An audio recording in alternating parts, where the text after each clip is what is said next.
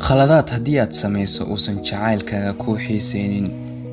qof kasta wuu jecel yahay inuu jacaylkiisa xiiso geliyo, laakiin badanaa anagoo isku dayayno inaan jacaylkeena xiiso gelino ayaan iska sii fogeynaa. mararka qaarna waxaan sameynaa khaladaadkeena inuusan qofkii noo xiisin.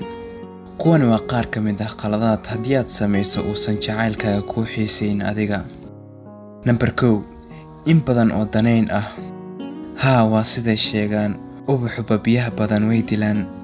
haddii aad rabto inuu kuu xiiso ama inay kuu xiisto, ha ka badbadin. Number 2, inaad noqoto qofka mar waliba hadalka bilaaba ama fariinta bilaaba.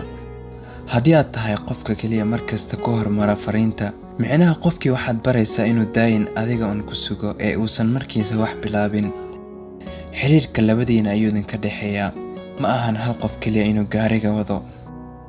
Number 3, inaad nafta uga qaado fariimo iyo wicitaano badan. qof kuu xiisi doono ma leh haddii aad 24 saac ku wado qoraal iyo wicitaan. waa inaad siisaa waqti firaaqo oo kuugu xiiso jacaylkaaga. Number 4, inaad wacdo isagoo kugu daminayo markasta. waa caadi mararka qaar qofkaaga ama qoftaada inay mashquul gasho kuguna damiso adiga, laakiin ma ahan inaad 10 jeer kale sii wacdid. hadday marka koowaad kugu damisay, ayada ku soo wici doonta ama isaga ku soo wici doona. Number 5, haddii aad markasta online baraha bulshada ka tahay, ma ahan inaad waqtigaaga dhan ku lumisid social media.